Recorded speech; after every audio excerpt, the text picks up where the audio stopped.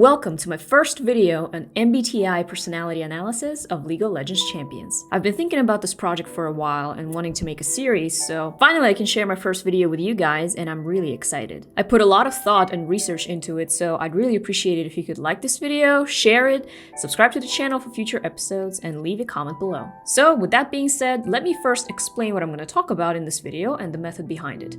By the way, you can watch this video or you can just listen to it like a podcast while you're doing something else. So, for those of you not familiar with the term, MBTI stands for Myers-Briggs Type Indicator. Rooted in Carl Jung's theory of psychological types, this method of assessing someone's personality is based on four main aspects: mind, energy, nature, and tactics. There's a fifth one as well called identity, but I will not get into it in these videos because, well, League champions are fictional characters, and this fifth aspect is just too difficult to pinpoint for someone who isn't a real person. Anyway, the four main aspects explore the way a person sees the world and oneself, how they think, how they make decisions, approach tasks, etc. It's quite deep and extensive, so of course I wouldn't be able to make an exhaustive analysis of each champion. That's pretty much impossible. The point of these videos, however, is to try to apply the MBTI methodology to League characters and, for the sake of entertainment, try to figure out what personality type they are. Are they similar to us or different?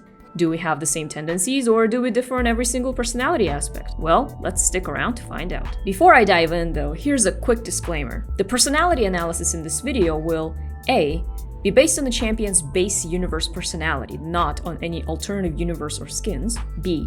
Not based on players' personalities. C. Not meant to be comprehensive. It's really based on my opinion, so you're free to disagree. And D.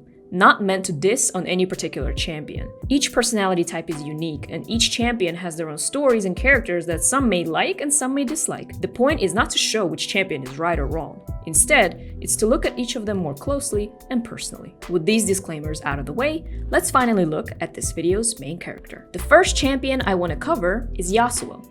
As one of the most popular champions to play, which also makes him one of the most popular subjects for League memes, Yasuo has a story that is quite interesting and developed compared to many other champions in the game. His personality, though, is not so easy to pin down, especially given the recent development of his lore after the Spirit Blossom event last year. So, in order to analyze his personality, I read through his biography, all of his stories, listened to all of his interactions and in-game lines, both in League of Legends and Legends of Runeterra, and constructed a personality profile that, in my personal opinion, reflects his character as displayed through what he says and does, both in-game and in his lore. So, let's get started. In order to start dissecting Yasuo's personality, we first need to look at his basic story. Who is Yasuo? Well, he was born in a small village in Ionia to an illegitimate relationship. His mother was a widow and already had a son, Yone, when she met a mysterious man with whom she fell in love, and as a result, soon gave birth to Yasuo. The father, however, abandoned them shortly after Yasuo's birth, leaving the little boy fatherless and with the stigma of illegitimacy. The attitude of the villagers toward young Yasuo is pretty clear from his biography. Quote, "As a child, Yasuo often believed what the others in his village said of him. On the best days, his very existence was an error in judgment. On the worst, he was a mistake that could never be undone." End quote. Although it's never explicitly said in any specific story, it's obvious that such treatment in his childhood left quite a deep scar in Yasuo's mind and heart. In fact, he treats himself in the same way. He is quick to blame himself, but very slow to forgive. Despite this outright rejection from society, Yasuo had an innate quality: determination. Lacking patience and rather unbridled, he still managed to make his way into the school where his brother studied the art of the sword, even though he wasn't supposed to be there. And soon, he proved himself worthy of being a disciple of the school's master named Elder Soma. Still, Yasuo was often compared to his older half-brother Yone, and, as has been proven time and time again, comparing children to their siblings, especially right in front of them, usually traumatizes them more than it helps them. People were quick to point out how Yone was respectful, cautious, and conscientious. Everything Yasuo wasn't. When you look at the adult Yasuo in his other stories, it's pretty clear that these comparisons negatively impact his self-image and made him feel permanently inferior to his brother. Nevertheless, the two siblings, albeit different, were inseparable. What follows, though, further exacerbates Yasuo's feeling of shame and unworthiness. Through a chain of unfortunate events and many misunderstandings, Yasuo gets blamed for the death of Master Soma, and therefore becomes a murderer and an exile in the eyes of everyone who knows him, including his older brother. You're gonna have to read the full story for yourself, but to sum up the outcome, it was tragic. Yasuo flees, Yone finds him, and the two face each other in a fatal duel where Yasuo ends up slaying his own brother. Although innocent of his master's blood, Yasuo feels fully responsible for the death of his brother.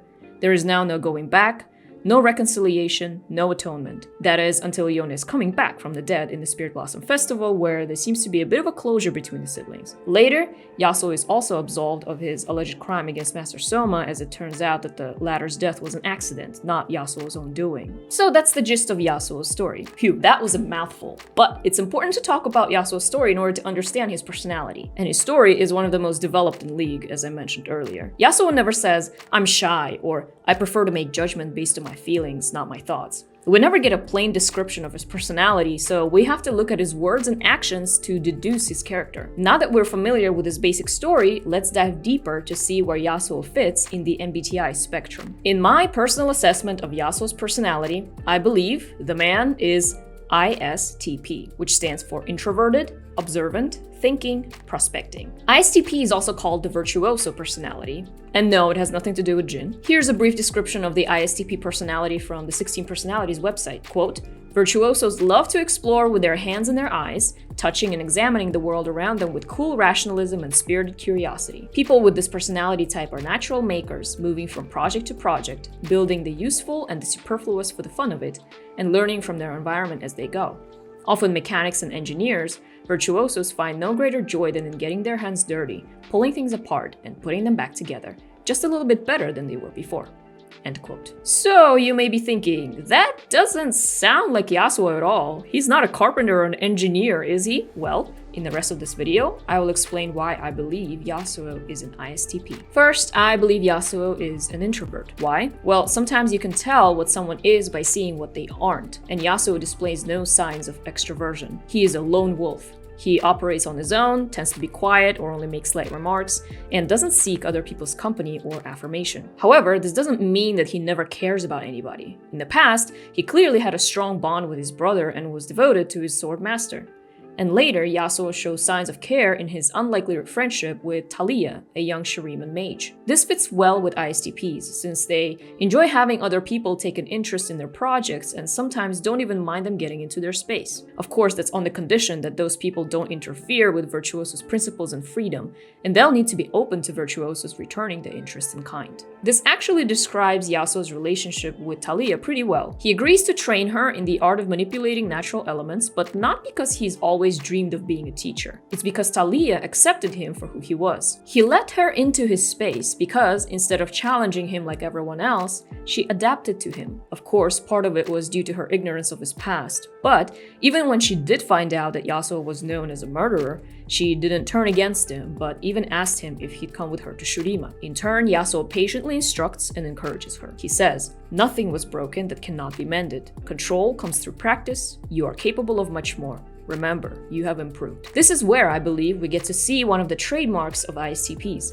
He is a master of his craft, and he's sharing his knowledge with someone who takes interest in the same. Yasuo is a problem solver, even if his solutions aren't always traditional. He has a passion and a talent for the wind technique, and he uses those to face the world that cruelly denies him. Next, in terms of energy, I believe Yasuo has an observant style of processing information around him. The S in ISTP stands for observant, and it basically means that a person is more interested in observable facts and more straightforward outcomes rather than imaginary possibilities. Observant people prefer to avoid layering too much interpretation in what they see. This seems to describe Yasuo pretty well. We never see him philosophizing about Ionian politics or Noxian tyranny. Instead, he has a more practical approach. He says to Talia, "Destruction, creation, neither is wholly good or bad. You cannot have one without the other. What matters is intent, the why of choosing your path.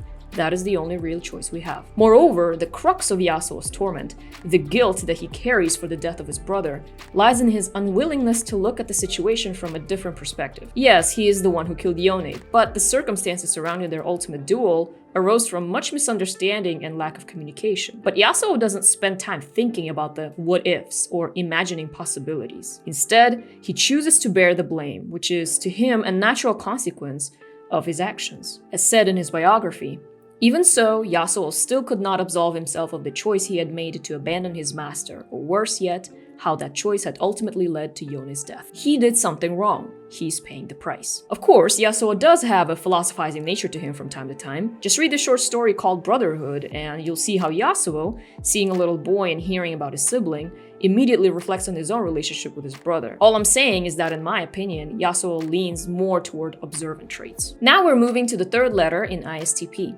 This aspect of personality refers to nature, or how people make decisions and cope with emotions. There are two types, thinking and feeling. If you're a thinking individual, you tend to focus more on objectivity and rationality, often hiding your emotions to accomplish a purpose. On the other hand, if you're a feeling individual, you tend to be more sensitive and emotionally expressive, but less competitive or confrontational. Yasuo is definitely the thinking type. One, having learned from his youthful mistake of rushing to do something without much thinking, the adult Yasuo is much more reserved and cool-headed. We see an example of this in his encounter with Riven after her trial. Although Yasuo came to avenge his master, he didn't kill Riven because, rather than acting emotionally, he understood Riven's situation and that it was an accident. As he said in the story, "You killed Elder Soma, but you did not murder him." We can only guess what Yasuo was feeling at that moment, and that's the point. He doesn't express his emotions well or much at all. Even going back to when he first became an outcast, Yasuo roamed the mountains distraught, drinking away the pain of war and loss, because he couldn't share his true emotions with anyone else. Rational and emotionally reserved, Yasuo fits more with a thinking nature. Finally, let's look at the P in ISTP. This last letter stands for prospecting, and it refers to an aspect called tactics, which reflects our approach to work, planning, and decision-making. Prospecting individuals are great improvisers and opportunists, flexible but nonconformist, preferring to keep their options open. Instead of following others' guidelines, they tend to choose their own direction. The reason why I believe Yasuo is prospecting is because much of what we see him do is of his own volition. When Elder Soma was murdered and the villagers accused Yasuo of murder, he, quote, realized the true killer would go unpunished if he did not act quickly, so he fought his way free, though he knew this would all but confirm his apparent guilt, end quote. But even after running away, he didn't give up. Instead, he created a new mission for himself, to find the murderer and exact revenge. In another instance, when Yasuo disciples Talia, he tells her about his approach to failure. He says, "Everyone fails. Failure is just a moment in time. You must keep moving, and it too will pass." These are the words of a persevering opportunist, a person who finds creative solutions to problems other people would consider doomed. For this reason, I think Yasuo is a prospecting individual. And there you have it, the reasons why I believe Yasuo is an ISTP. But practically speaking, let's theorize. If Yasuo existed in real life, what would it be like to get to know him? Well, first of all, he'd probably be somewhat friendly to those who didn't impose themselves on him, but rather showed understanding and passion for his cause. Still, he'd be pretty private and reserved. You wouldn't see him pouring his heart out to you on day one. ISTPs can seem very loyal and steady for a while, but they tend to build up a store of impulsive energy that explodes without warning, taking their interests in bold new directions. So it wouldn't be a surprise if one day Yasuo just up and left all of a sudden. Although if you knew him closely enough, you'd probably have seen it coming. He would have a strong sense of direct fairness, a do unto others attitude, but still be willing to listen to the so-called guilty party in case they had an explanation. But still, he wouldn't be exactly the best empathizer. The cause behind his actions would take priority over someone else's feelings, and in turn, he'd probably rarely express his own feelings to anyone. The biggest issue virtuosos are likely to face is that they often act too soon, taking for granted their permissive nature and assuming that others are the same. While having made such a mistake in the past, Yasuo wouldn't necessarily make it in the present, especially since he has learned the valuable lesson of humility and patience. On the other hand, when it comes to relationships, he may act based on how he feels without first consulting others. On the other hand, Yasuo might not even have anyone to consult with, as he would mostly keep to himself and avoid making too many close friends. To become a trusted friend of Yasuo's, then, would be an accomplishment worth putting down on a resume. The biggest weaknesses of ISTPs are stubbornness, insensitivity, reservation, becoming easily bored and disliking commitment, as well as risky behavior. Yasuo definitely may possess most of these, although perhaps not to a great extent. Stubbornness and reservation, though, are probably the strongest. On the other hand, the strengths of ISTPs lie in their relaxed disposition, optimism and energy, as well as creativity and practicality. Yasuo, although living on the edge, is actually more on the optimistic side than pessimistic. Sure, he may not be living with rose glasses on, but at the same time, he goes for actions and things that have even the slightest chance of success, no matter how small. If you ever are in trouble and Yasuo happens to be by your side, you can count on his finding a creative, albeit risky way out of that situation. And that's it for my personality video on Yasuo. Of course, there are a lot more nuances and layers to personality analysis than what I mentioned in this video, but since these are fictional characters and my time here is limited, I cannot cover each champion exhaustively. And that's what the comment section is for. Let me know what you guys think. Do you agree or disagree with my assessment and why? Are there any other details that I just didn't mention here or something that you figured out yourselves? Let me know in the comment section below. I'd love to hear your opinions. And remember, do not forget who you are, but don't take my word for it. Ask Yasuo. And as always, thanks so much for watching, and I'll see you next time.